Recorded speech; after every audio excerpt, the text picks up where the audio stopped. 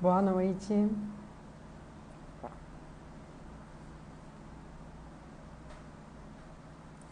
Boa noite a todos. Espero que todos estejam ouvindo. Tá tudo bem o som aí?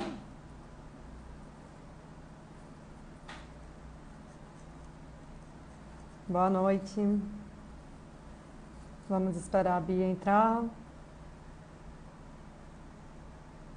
Sejam muito bem-vindos.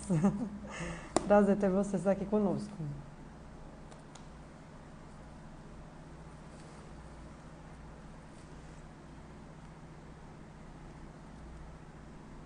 Vou botar aqui o título. Ação cognitiva.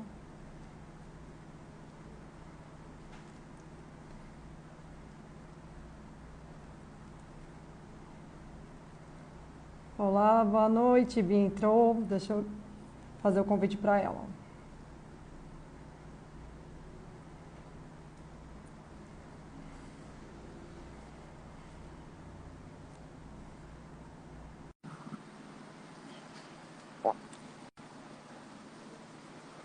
Oi, que saudade! Olá! Como é que Tudo você tá, meu amor? Tudo bem? bem, graças a Deus. E com Tudo você? ótimo, eu também. Ótima! Eu tava falando Graças a hoje que eu não Deus. sei se eu tô com mais saudade de você, dos seus cursos ou de fazer live. Fazia tempo que Ah, a gente não passava por aqui. verdade. Olha, tô na mesma, viu, Ju? Tô na mesma. Que coisa boa. Eu já dei boa noite a todos, mas está entrando mais gente, então sejam muito bem-vindos. Eu me chamo Juliana e hoje a gente vai estar batendo um papo com a doutora Carmen Beatriz. O sobrenome eu deixo com ela, que eu sempre erro a pronúncia. E eu vou pedir para você se apresentar, Bia. Acho que todo mundo já lhe conhece, mas pode ser que tenha alguém que nunca tenha conhecido você, tenha a oportunidade de ter conversado um pouquinho. Então, vou Sim, deixar essa parte contigo. tá certo. Bom, eu me chamo Carmen Beatriz Neufeld, eu sou psicóloga, mestre, doutora, pós-doutora e livre docente em psicologia. Trabalho na área de TCC, principalmente de grupos, né, mas também individual.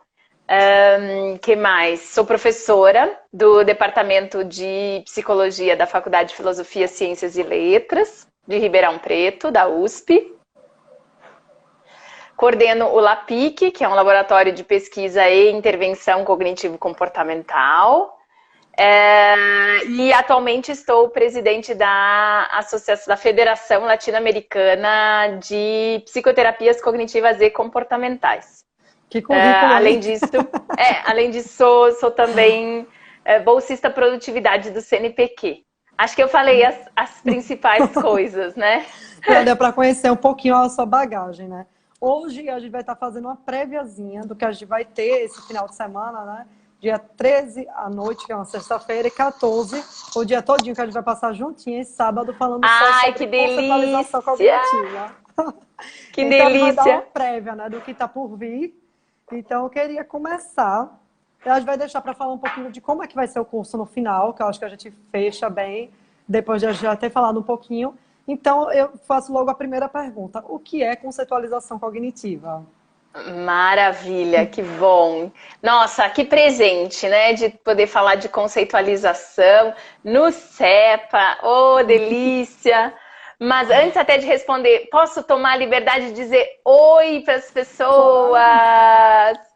Oi, gente linda! Muito tempo que eu não faço live, tô com saudade. As minhas últimas lives só têm sido todas pela Lapco, então tudo em espanhol. Aí esse povo maravilhoso aí do Brasil eu acabo não vendo, né?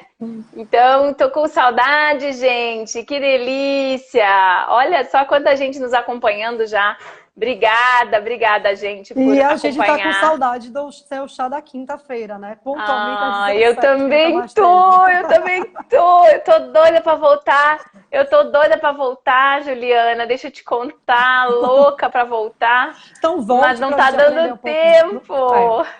as coisas Não estão tá voltando, dando. não está dando mais para ficar em casa fazendo. Nossa senhora, tá uma loucura, né? O home office tá assim, uma coisa de louco. Apesar de eu estar em home office, né?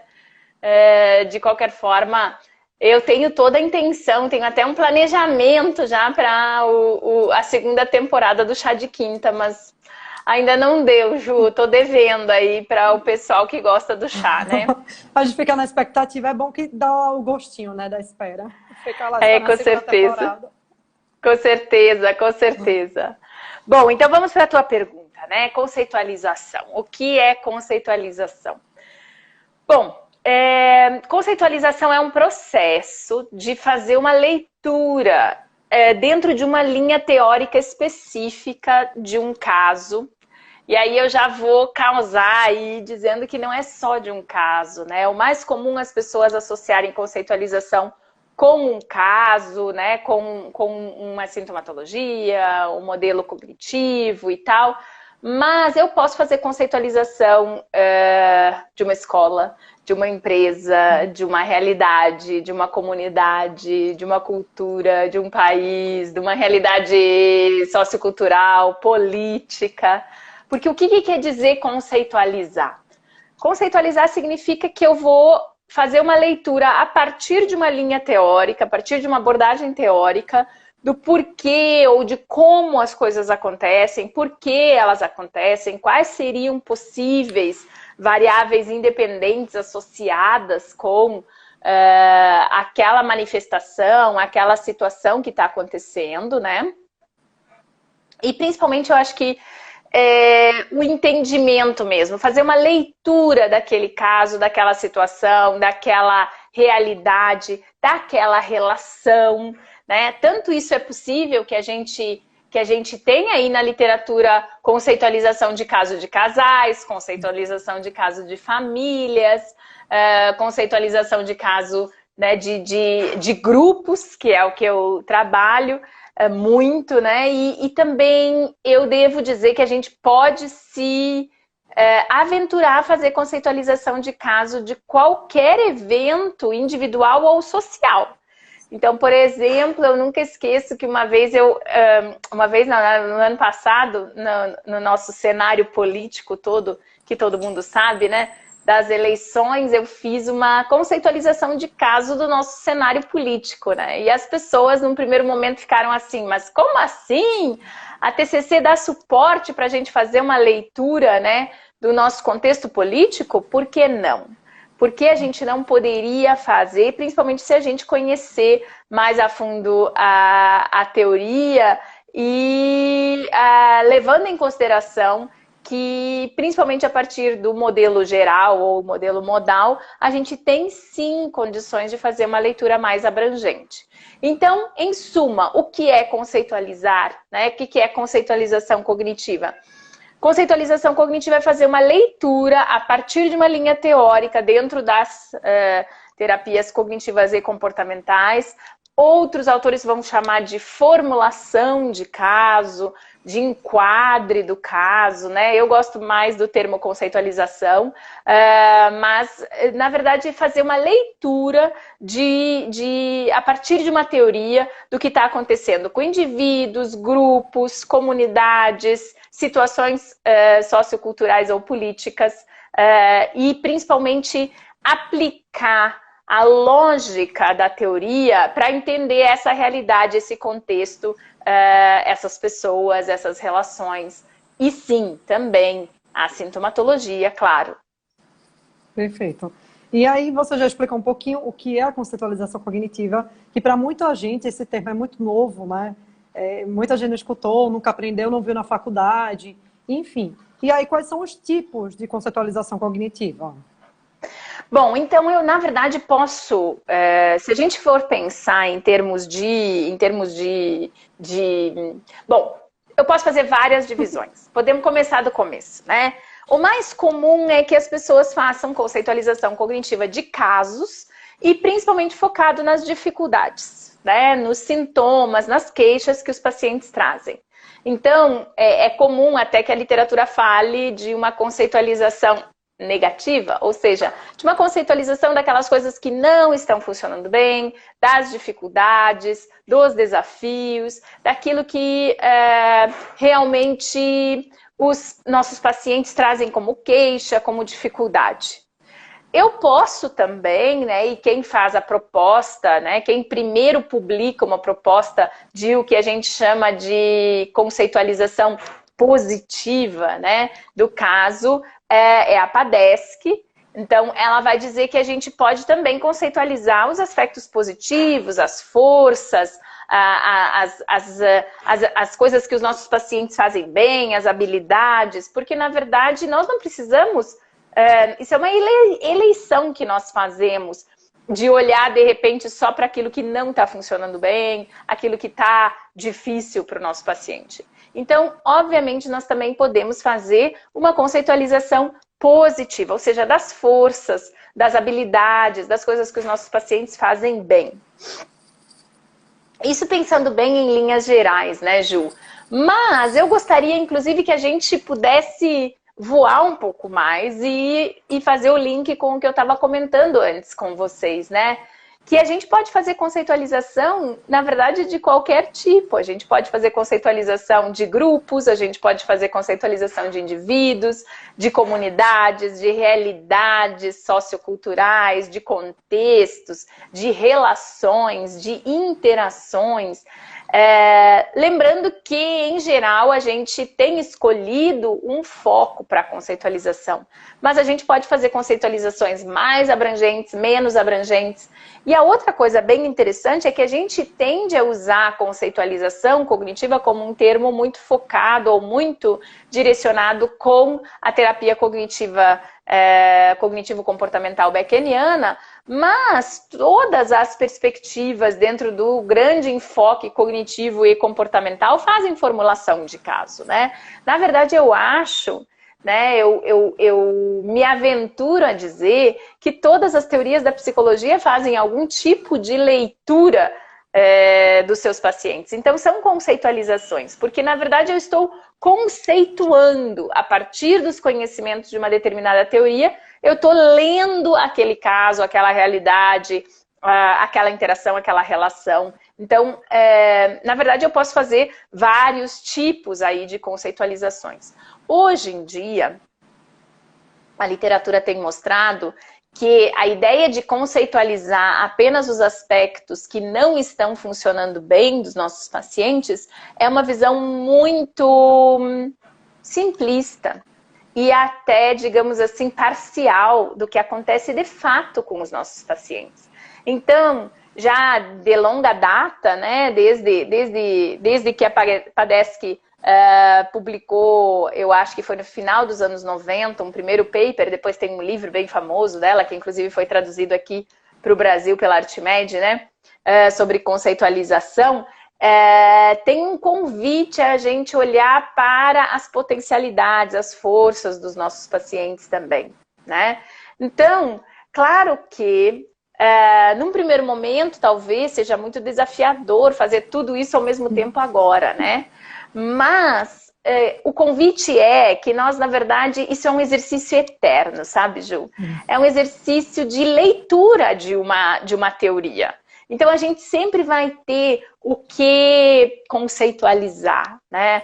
Por mais que a gente pare em um determinado momento de formular o caso, né? De fazer o enquadre do caso, mas a gente sempre vai ter coisas novas, até mesmo mudanças e desenvolvimentos, né? Avanços que os nossos pacientes vão tendo e que, a partir disso, a gente acaba também tendo possibilidade de reconceitualizar, ou seja, de revisitar a conceitualização dentro do processo. Acho que esse é um dos motivos pelos quais conceitualização cognitiva nunca fica velho, né?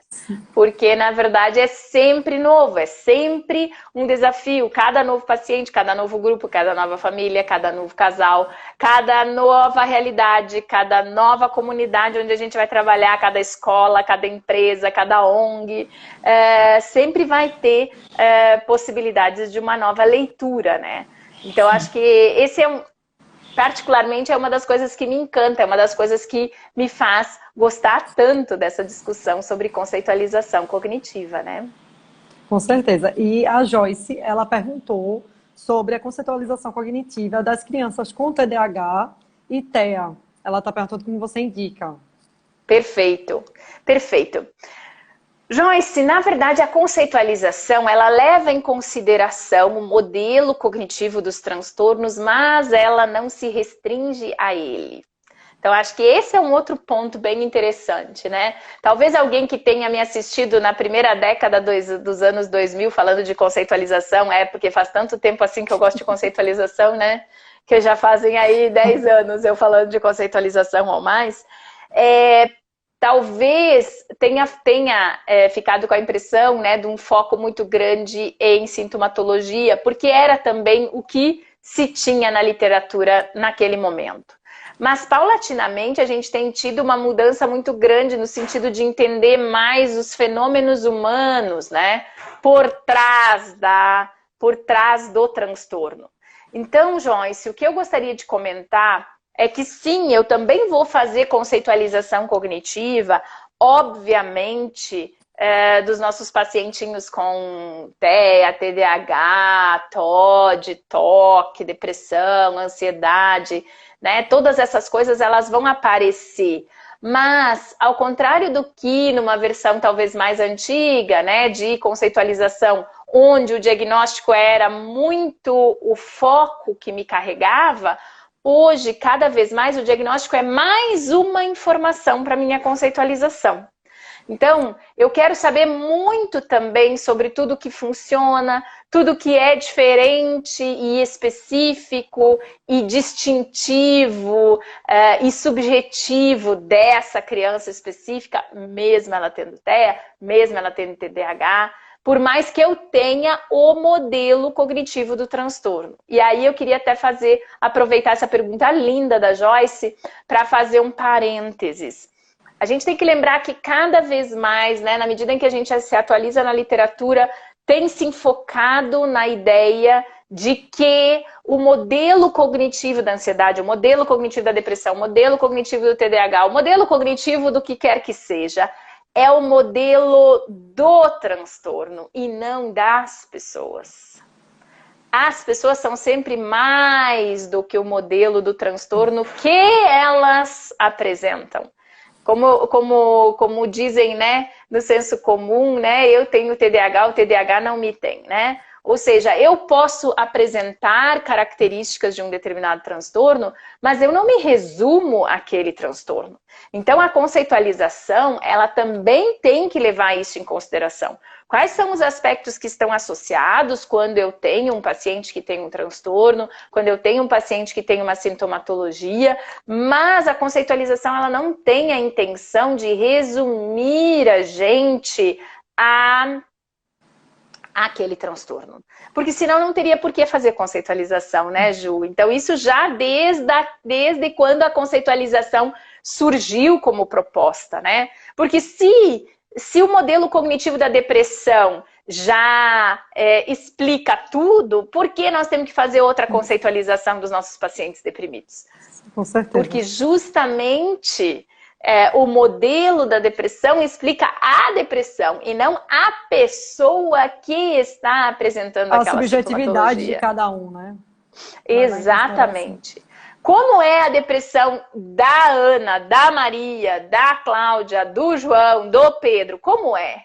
Essa a gente vai precisar conceitualizar. Porque a gente sabe, no geral, como a depressão funciona, como a literatura mostra que ela se move, né, nas pessoas e como ela se retroalimenta. Só dando a depressão como um exemplo, né, Ju? Mas nós poderíamos falar do TDAH, que a Joyce citou, nós poderíamos falar do TEA, nós poderíamos falar de qualquer sintomatologia ou transtorno. Mas a gente não pode esquecer que quando nós estamos falando de conceitualização, o bacana é justamente isso. É que eu sei o modelo, né? Eu sei o modelo da teoria, eu sei o modelo daquele transtorno, e aí vem a pessoa. E a pessoa é sempre este ser humano lindo e surpreendente que vai te trazer outros indícios, outras informações, especificidades de como é que funciona, e aí a partir disso a gente vai construir essa conceitualização, né? E me diz uma coisa, Bia, em relação a esse contexto, porque você falou que a conceitualização a gente pode fazer não só com pessoas, mas com grupos, entidades, instituições, enfim. Como você deu o exemplo mesmo das épocas das eleições, da política. E aí, trazendo um pouquinho dessa vulnerabilidade que a gente se encontra hoje por conta dessa pandemia. E aí a gente já estava numa situação de queda em vários estados do Brasil e agora já está vindo com um aumento novamente, com a segunda onda na Europa, que começou o lockdown, fecha tudo de novo. Como é que fica a pandemia nesse contexto de conceitualização cognitiva? Pois é, então, dá pra gente fazer conceitualização da pandemia também, dá, é um fenômeno humano, né?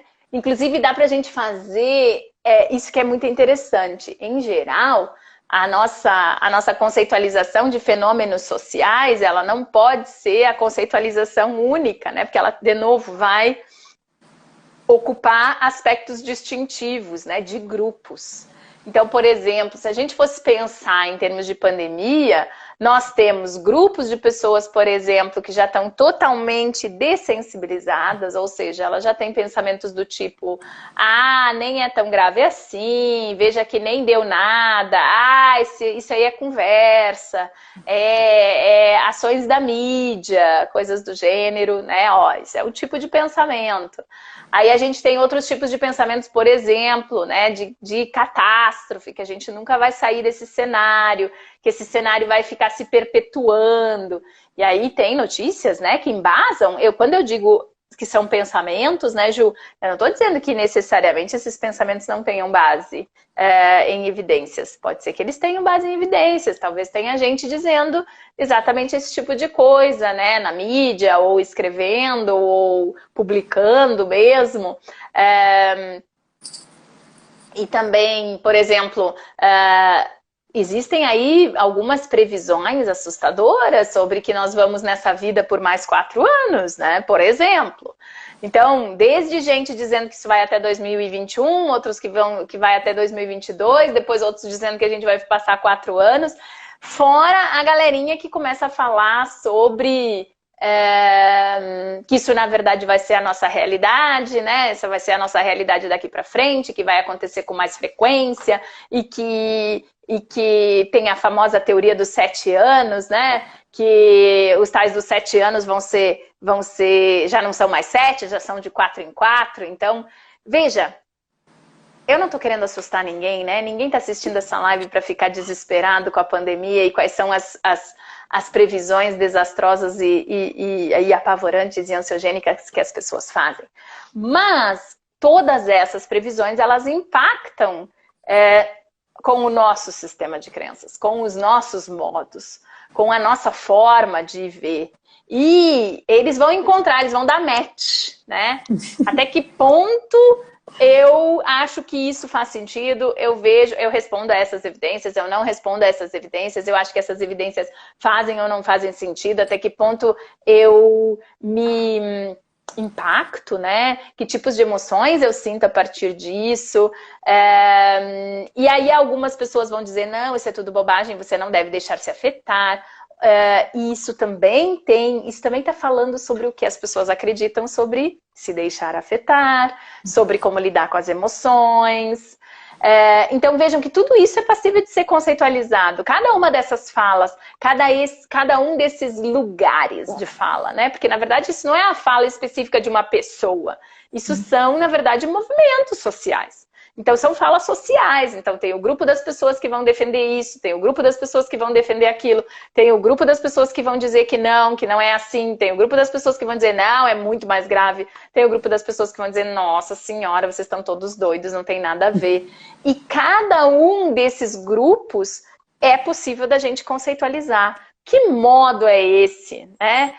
Que tipos de informações estão contidas nesse modo? Que tipos de emoções estão associadas? Que tipos de reações fisiológicas? Que tipos de estratégias compensatórias? Que tipos de comportamentos? Como é o esquema motivacional? Como é que ficam expectativas e atribuições de significado?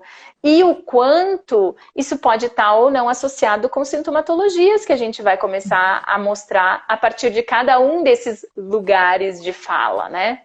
Então, é possível sim a gente conceitualizar todas essas falas aí, que na verdade são falas sociais, vamos lembrar disso. Em geral, elas vêm de indivíduos, mas elas são falas sociais, elas são falas compartilhadas. Veja, é isso que eu estou querendo dizer quando eu digo que a gente pode fazer uma leitura, uma conceitualização social de uma comunidade, de um contexto, é nesse sentido, no sentido de que nós compartilhamos crenças, né? Nós compartilhamos falas, nós compartilhamos ideias, e essas ideias, elas têm um impacto, na forma dos indivíduos reagirem, né? E aí, acho que a pandemia é um excelente exemplo, sabe, Ju? Porque quantas pessoas poderiam dizer assim, ó, nunca imaginei que se alguém tivesse me contado, né, isso que a gente está passando, eu te diria que não, que eu reagiria completamente diferente, mas eu estou reagindo assim, ou assado, por exemplo, né? Eu não sei se vocês lembram, por exemplo, um efeito social que foi muito, até um pouco assustador, na primeira semana que as coisas começaram a fechar, eu não sei se vocês viram, mas teve uma certa euforia nas redes sociais brasileiras, eu não sei se vocês perceberam, tipo um compartilhamento de todas as listas de filmes e de livros que as pessoas iam ler, vocês viram? Todas as metas para bater, né? Exatamente. Então, isso fala sobre grupos, sobre como as pessoas estavam encarando aquele momento. Eu não estou criticando nem elogiando, eu só estou dizendo que é interessante porque em outras realidades socioculturais as pessoas reagiram diferente. Então isso é muito interessante. Isso tudo é passível de ser conceitualizado. Mas o grande desafio é justamente tu ter o conhecimento teórico para fazer esse tipo de conceitualização, né, Ju? Porque no fim das contas... a gente pode fazer a conceitualização dentro de um indivíduo que sofreu o impacto dessa pandemia, por exemplo. Porque como você está falando de grupos, né? Que alguns grupos se comportaram dessa forma. Mas e o sujeito, e a subjetividade desse sujeito diante de uma pandemia que, como você falou, a gente nunca nem passou pela nossa cabeça que ia viver isso. Pelo menos eu achei que ia morrer sem passar por uma pandemia. Eu pensei que era só no livro de história mesmo, que tinha passado e que nunca mais ia acontecer. Pois é. E aí, como é que fica? Porque cada um de nós fomos impactados de alguma forma. E ainda vai ser muito, né? E como é que fica essa conceitualização num sujeito, quando a gente fala aí a ponto de individual, dentro de uma situação como essa? Pois e aí isso é bem interessante, porque na verdade, se a gente for então pensar, né, no modelo modal, né, do Beck, a gente vai justamente se deparar com isso.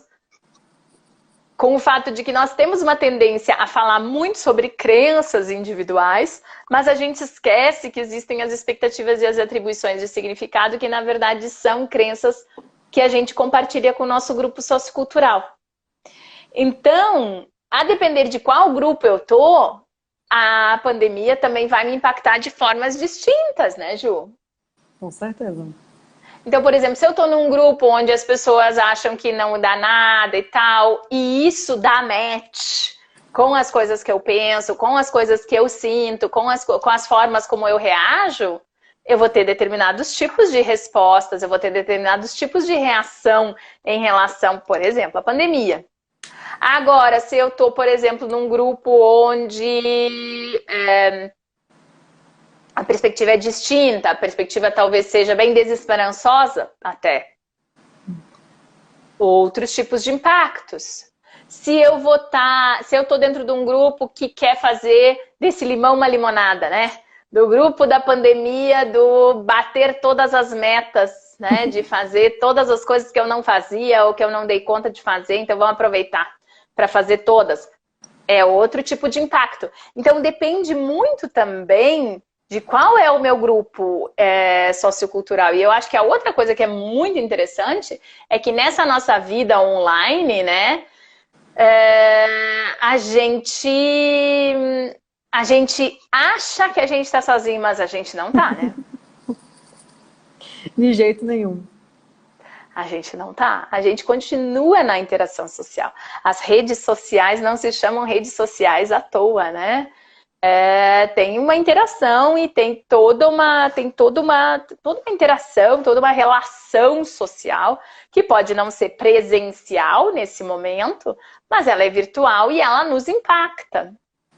Para bom e para ruim, para nos ajudar e para nos atrapalhar. Quer dizer, tudo isso, né, essa interação tá toda aí, diferente, de uma nova perspectiva e de uma perspectiva que em muito nós não sabemos precisar exatamente como ela se move, quais são os impactos. Por exemplo, se a gente pega estudos, né, já que a Joyce perguntou sobre crianças, né,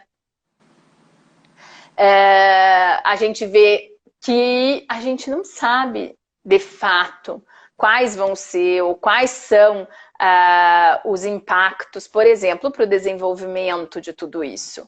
A gente hipotetiza algumas coisas, mas de qualquer forma são hipóteses a serem testadas, né? A gente não sabe essas respostas assim, tipo, ah, tá, né? Vai ser isso, vai ser aquilo. É necessário fazer vários estudos e vários levantamentos para a gente ver quais são esses impactos. Mas, sabidamente, não são todos impactos ruins, assim como não são todos impactos bons. Tem de tudo, né? Tem de um tudo, como diria minha mãe, né? Então, a gente também tem que estar aberto. E conceitualização fala sobre isso, Ju. Sobre a gente ter uma visão um pouco mais abrangente sobre o que acontece com os nossos pacientes, mas também com a gente. Né, com o que acontece com o ser humano, com as nossas relações sociais, com as nossas relações interpessoais, com a forma que a gente se relaciona com a gente e com as situações. Tudo isso, na verdade, são assuntos que interessam à conceitualização. E aí você falou, já apresentou um pouquinho o que é a conceitualização, como é que a gente pode usar, qual público, a população, né, que a gente pode estar conceitualizando. Então, traz um pouquinho para a gente os maiores desafios, quais são as maiores dificuldades de fazer essa conceitualização. Primeiro, eu acho que eu já dei assim um pouco o spoiler lá na minha resposta para a pergunta da Joyce, eu acho. Em geral, quando a gente está aprendendo conceitualização, nos deixa super seguro, assim, super tranquilo pensar que já existe um modelo cognitivo do transtorno tal, do transtorno Y, do transtorno G, do transtorno T, do transtorno M, né? Porque a gente fica com aquela ilusão gostosa de que, beleza, a Beck já fez uma parte do trabalho pra gente, né? Ficou a parte boa agora. Então, tá tudo dominado. E o que acaba acontecendo? Na medida em que a gente vai se aprofundando nesse negócio de conceitualização, Ju, a gente vai descobrindo que isso é interminável. Porque o que significa dizer que eu vou fazer uma leitura cognitiva do caso? Que é a perspectiva teórica que eu estou comentando aqui, que a gente vai usar para discussão no workshop, né? Significa dizer que eu me apropriei de um tanto da teoria, que a teoria, ela reverbera em mim, né? Ela faz sentido, ela tem eco em mim, a ponto tal que eu faço uma leitura de realidade, uma leitura de ser humano, uma leitura de relações a partir daquela perspectiva. E eu acho que esse é o grande desafio. O fato de que a gente nunca está pronto. O fato de que a conceitualização, ela é, na verdade, a atividade terapêutica mais desafiadora e mais interminável que existe. Porque sempre está saindo, né, dentro das teorias que a gente estuda, que são teorias baseadas em evidências, sempre está saindo novos estudos, sempre está saindo novas diretrizes, novos dados, e o ser humano em mudança. Então, quer dizer, cola isso. Cola o que a gente sabe sobre a teoria em mudança. Cola com o ser humano em mudança. Cola com o social em mudança. Cola com os transtornos. Perfeito, já ia chegar em nós, né? Cola com os transtornos em mudança. Sintomatologia em mudança. E como se não bastasse, é nós, mano. Tem a gente. O terapeuta em mudança também. Exatamente. Então, isso é extremamente desafiador. por isso que eu concordo com a Padeschi, ela sempre diz assim, cursos e aperfeiçoamentos em conceitualização, em dados teóricos, eles são sempre muito bem-vindos, independente da expertise do terapeuta. Porque o que vai acontecer? O terapeuta iniciante, ele vai começar jogando aí, construindo um lastro para a sua conceitualização. O terapeuta, o psicólogo, né, em nível intermediário, vai aprofundar conceitos. E aquele que já tem uma expertise, ele vai voar. Ele vai literalmente voar. Ele vai dizer assim, nossa, então quer dizer que tais e tais aspectos que eu sempre achei muito interessantes da teoria também podem ser interpretados dessa outra perspectiva que eu ainda não tinha pensado. Então, na verdade, acaba sendo mesmo uma construção constante essa de conhecer a teoria e fazer uma leitura do caso, da realidade, do social. Quem anda me acompanhando aí, né, nas redes sociais, já faz aí bem uns 2 ou 3 anos que eu ando muito interessada nas expectativas e atribuição de significados, que são, segundo Beck, as nossas crenças culturalmente, socioculturalmente compartilhadas, né? E que são difíceis de mudar, são muito difíceis de mudar. Né? Nossos preconceitos, nossas maldades até, eu diria, né? Essas coisas que a gente compartilha e que a gente perpetua e que, de certa forma, acabam impedindo, de uma certa forma, a nossa sociedade de chegar naquele lugar que, racionalmente, a gente diz que a gente quer chegar. Mas que demanda uma mudança profunda nas nossas expectativas e atribuições de significado. E mudanças essas que a gente tem que perguntar se a gente está disposto a fazer. Eu espero e quero acreditar, como otimista que sou, de que a gente está disposto a fazer essas mudanças. Mas acho que a gente tem que estar ciente de que dá trabalho. Com certeza. Dá bastante trabalho. É entre querer agir e querer só não querer, né? Exatamente, querer, né? Quer, estamos, né? Estamos na pré-contemplação, né? Aquela coisa. Ai, seria tão bom se fosse diferente, mas ai, vai dar muito trabalho, deixa assim. Sim. Que isso, né? Não é possível. E aí, eu diria mais, Ju, isso, na minha opinião, é um desafio da conceitualização também. Porque, por exemplo, um terapeuta iniciante, ele pode pensar assim, mas eu já sei fazer conceitualização, eu só atendo pacientes deprimidos e eu sei fazer a conceitualização da depressão, então tá bom. É exatamente o mesmo tipo de pensamento que muitas vezes perpetuam os nossos preconceitos, por exemplo. Sim. Quer dizer, tá confortável para mim, por que eu iria querer mudar? Sim. E conceitualização é sobre isso. Inclusive, eu acho que essa sua última fala entra até com uma pergunta que Nadson fez, que ele falou assim, é possível dizer então que em uma comunidade que, por exemplo, tem uma perpetuação do machismo com agressão às mulheres, é possível fazer uma conceitualização e ter uma leitura da situação? Com certeza. Aí, totalmente excelente. O que você falou. Excelente, excelente, excelente. As relações de gênero, a autorização da violência, né?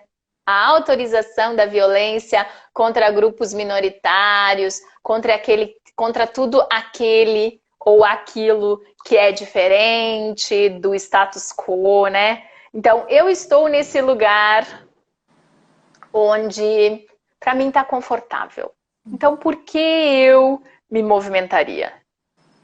Para que eu me movimente, Nadson, né, que fez o comentário, para que eu me movimente, Nadson, eu preciso rever questões bem íntimas mesmo. Expectativas e atribuições de significado sobre... Não importa que não é comigo que está acontecendo o que eu estou vendo acontecer, mas é inaceitável. Eu Exato. não posso tolerar determinadas coisas. Então, definitivamente, esse é um excelente exemplo, né? A questão do machismo é um excelente exemplo, a questão do racismo é um excelente exemplo, a questão da violência contra diferenças em termos de orientação sexual é um excelente exemplo, as questões de gênero em geral, as questões de credo, as questões de, até mesmo as questões políticas, né? A intolerância, né? A intolerância em geral são ótimos exemplos desse aspecto, né? Sim. E aí eu E, queria... Pode falar. desculpa, mas Pode falar. só para eu fechar essa ideia. E para eu discutir coisas como essas, né? Tipo, questões que são maiores, mas que estão por trás de todos esses indivíduos que a gente talvez receba caso a caso, né, no nosso consultório, eu preciso fazer uma leitura mais abrangente, né, teórica. Então, o modelo precisa fazer sentido para mim. Eu preciso me aprofundar no modelo num tanto, Ju, que eu já não consigo olhar para uma realidade humana sem que o modelo de alguma forma reverbere, sem que tenha algum eco e diga assim, olha aí, olha as crenças centrais aí, olha as expectativas e atribuição de significado, olha ali os esquemas motivacionais, menina! Eu acho que esse é o grande desafio, né? Tentando responder a tua pergunta, né? Esse é o grande desafio. O fato de que, no fim das contas, nunca está pronto, né? Mas eu acho que Ah, isso pode ser apaixonante também, sim. tá? Eu acho que É, pode ser instigante.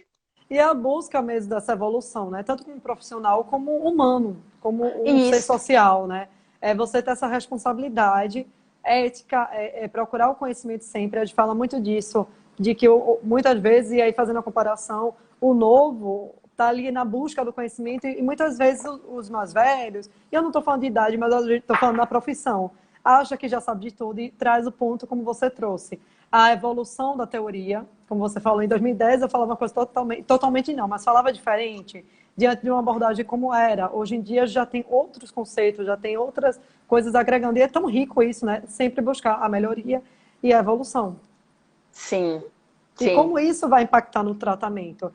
E eu lembro que, por sinal, quem quiser, é maravilhoso. Eu vou indicar o artigo da Bia, que fala sobre conceitualização cognitiva. Eu li ele todinho, porque eu adorei, eu achei gostoso de ler. É só botar no Google o nome dela e conceitualização cognitiva, que vocês acham. É pequenininho, não é uma coisa grande nem cansativa. E eu lembro que, em alguns momentos, se falava da adesão no tratamento. Que a Uhum. conceitualização cognitiva, ela ajuda na adesão. Por quê? Me explica um pouquinho melhor. Perfeito, perfeito. Na verdade, essa é uma outra coisa muito legal, né?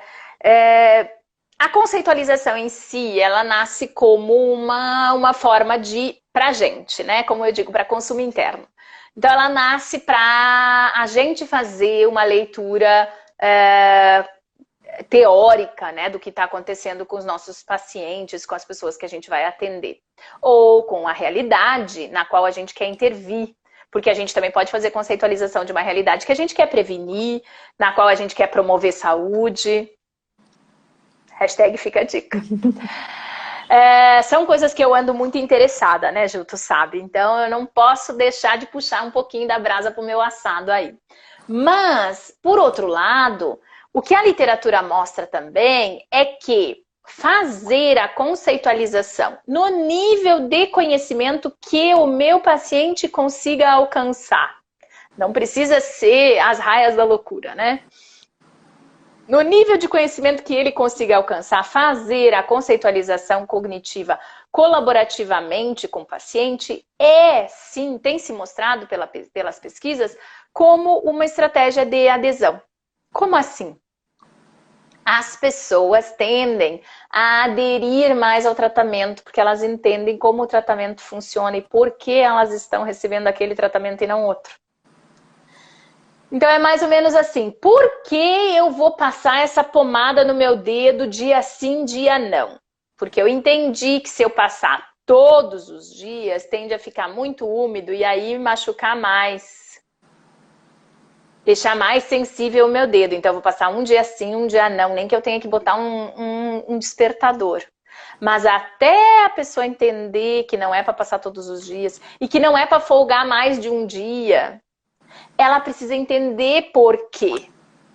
Lembra, a gente parte do pressuposto de uma intervenção educativa, de uma intervenção onde esse paciente, esse cliente, essa pessoa, a gente quer ajudar ela a ser a mais autônoma possível.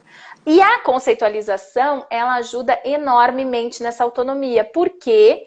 Porque na medida em que eu compartilho, em que eu construo conceitualização junto com o meu paciente, o que acaba acontecendo? Ele acaba conhecendo por que ou como essa terapia vai atuar. E as coisas passam a fazer outro sentido para ele. E uma vez fazendo sentido, é muito comum que os pacientes não desistam do tratamento com a mesma facilidade que eles desistiriam quando eles não entendem o porquê daquele tratamento. Então, a conceitualização colaborativa tem se mostrado como uma poderosa ferramenta de adesão por isso. Porque é uma forma de psicoeducação, assim, power plus, entendeu? Então, a pessoa, ela começa a literalmente mergulhar no seu autoconhecimento. Ela entende como o seu sistema de crenças funciona, quais são os pensamentos, quais são as emoções, quais são os comportamentos, quais são as reações fisiológicas, quais são as estratégias compensatórias que retroalimentam esse sistema e por que talvez determinados tipos de comportamento que ela está exibindo, ela acha que são excelentes comportamentos, mas os comportamentos não estão ajudando ela a chegar na meta dela. E aí ela começa a ver isso com clareza. Então, a conceitualização, ou formulação de caso, ou enquadre do caso, como vocês quiserem chamar, né? Existem alguns autores que fazem diferenciação entre conceitualização, formulação, enquadre do caso, mas vários teóricos usam os três termos como sinônimos também, né? Então, esse processo, isso é outra coisa. A conceitualização a gente não faz numa sentada, assim, né? Tipo, 2 minutos, terminei, né? É um processo. Leva algumas sessões. Então, pensando que é um processo, isso significa que é literalmente um convite para os nossos pacientes para autoconhecimento. E aí a gente pode fazer isso a partir de descoberta guiada, a partir de empirismo colaborativo, junto com o paciente, no nível que ele suporte, no nível que ele entenda. Então eu posso fazer isso com criança, eu posso fazer isso com adolescente, eu posso fazer isso com adulto, eu posso fazer isso com idosos. A grande questão é, eu sempre vou customizar.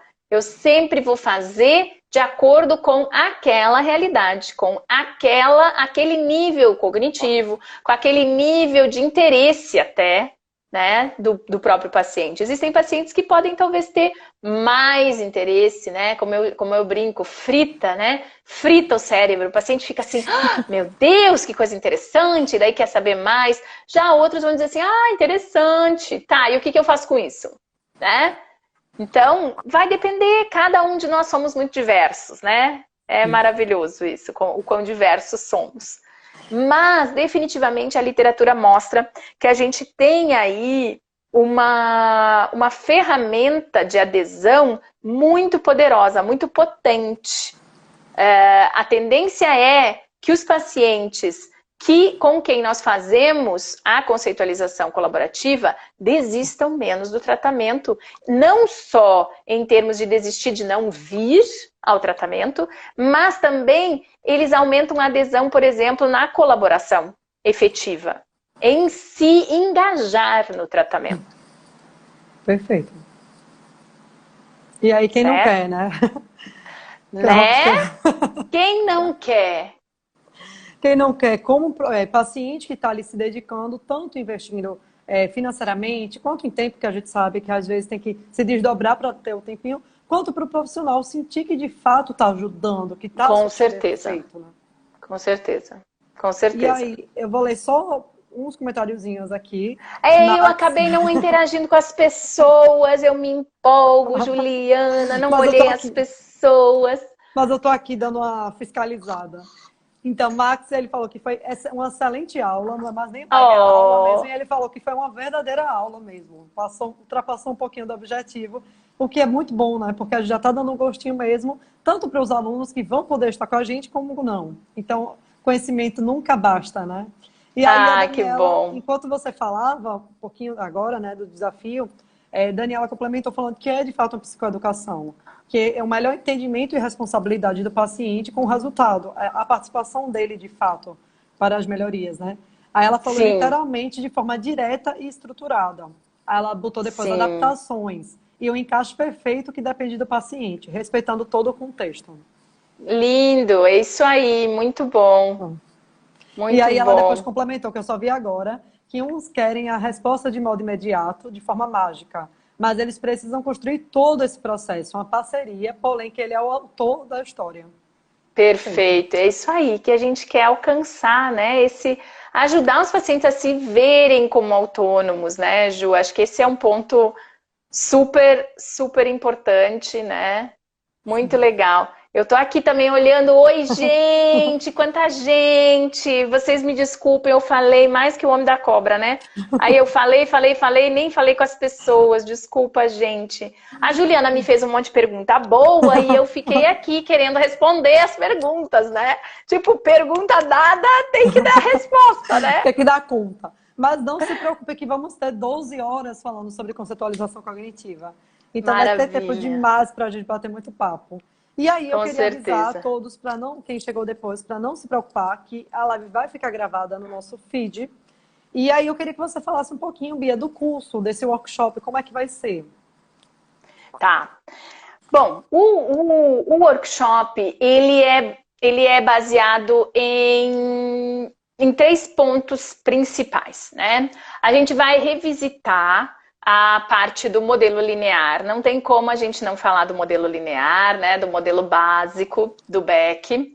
Então, só que a gente vai falar dele de uma perspectiva mais aprofundada, pensando que conceitualização é fazer uma leitura, no mínimo, de pessoas, né? Pelo menos de pessoas.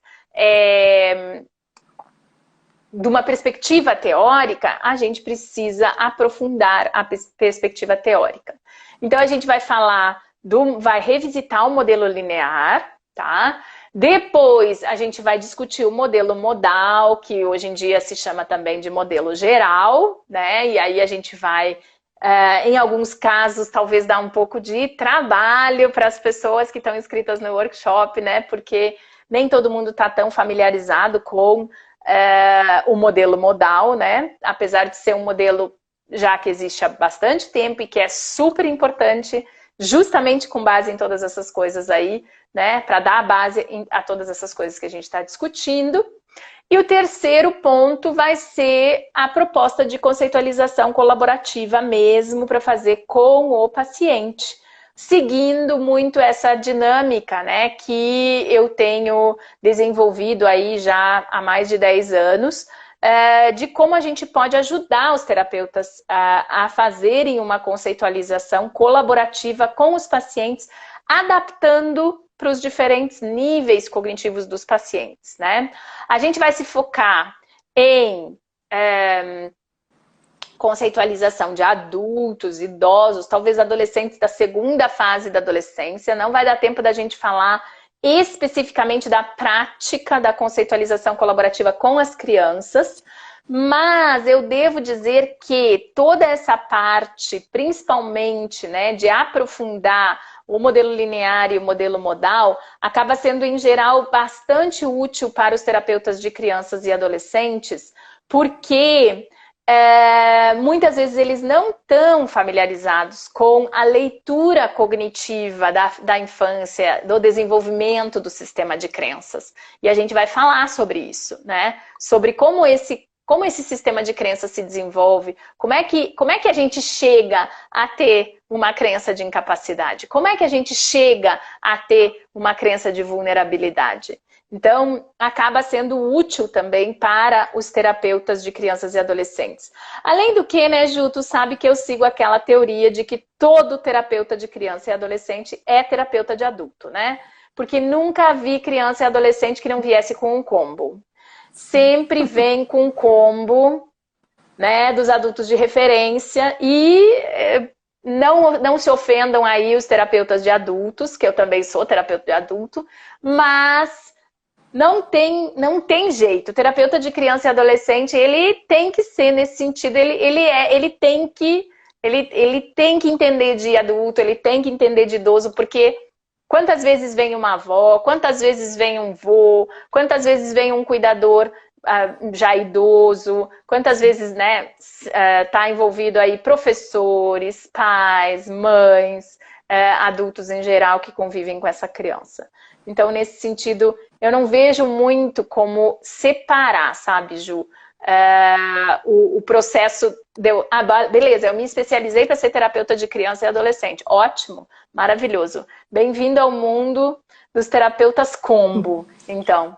Porque, no fim das contas, vem junto, né? Os adultos vêm junto aí. É obrigatório, né? Tem que ter, até falando eticamente, tem que ter essa presença, né? Tem que ter esse diálogo com esse adulto nesse processo. Então, tem que saber lidar com esses públicos. Tem que ser ai, meu Deus, multifuncional. Multifuncional, exatamente. E aí, com certeza. Já falou um pouquinho de como vai ser o workshop. Perguntaram se ainda tem vaga. Tem sim. Quem tiver interesse em fazer a inscrição vai ser dia 13 e 14 de novembro, ou seja, essa semana, sexta e sábado, sexta de 18 às 22 e sábado das 9 às 18, ou seja, 12 horas de workshop intensos com a Bia e comigo também, de quebra, né? Que eu vou estar lá o tempo todo. Então, maravilhoso. quem tiver interesse em fazer a inscrição, na nossa bio, no nosso perfil, tem um link do nosso site. Quem não souber entrar ou tiver alguma dificuldade, comenta na live que a gente vai postar no feed, manda direct ou fale com a gente pelo WhatsApp, que a gente tem o maior prazer de ajudar vocês. E alguém tem mais alguma dúvida? Alguém quer perguntar alguma coisa? Eu quero mandar beijo para essas pessoas lindas que estão me mandando tanto carinho. Aí, ó. Tem vários coraçãozinhos aqui. Ai, gente linda. Gente, obrigada pelo carinho de vocês comigo. Oh, meu Deus. Faz a vida valer ainda mais a pena. Faz. Muito obrigada, viu? Ó, tanta gente querida. Eu não vou citar eu não vou citar nomes que é para não ofender ninguém, né, gente? Mas ó, quanta gente, que delícia. Mas então, Bia, muito obrigada, como sempre. Você sempre muito disponível pra gente. É um prazer, eu falo que você... O prazer é todo meu. Parceira vitalícia do Cepa, sempre com a gente. Eu acho que na pandemia não teve nenhum professor que mais deu curso pra gente como você. Então, agradeço demais a sua disponibilidade, todo o seu conhecimento, a doação em ensinar, que eu acho que isso é o principal, né? Não basta ter conhecimento e ficar sozinho. Tem que compartilhar mesmo. Tem que é um prazer. Então, muito obrigada pela live, por ter separado um tempinho. E a gente se vê sexta e sábado. Um beijo a todos, muito obrigada. E um beijo, Bia. Saudade de você. Beijo, gente querida. Beijo. Adoro. Tchau. Tchau, obrigada, Ju. Um beijo. Beijo. Tchau.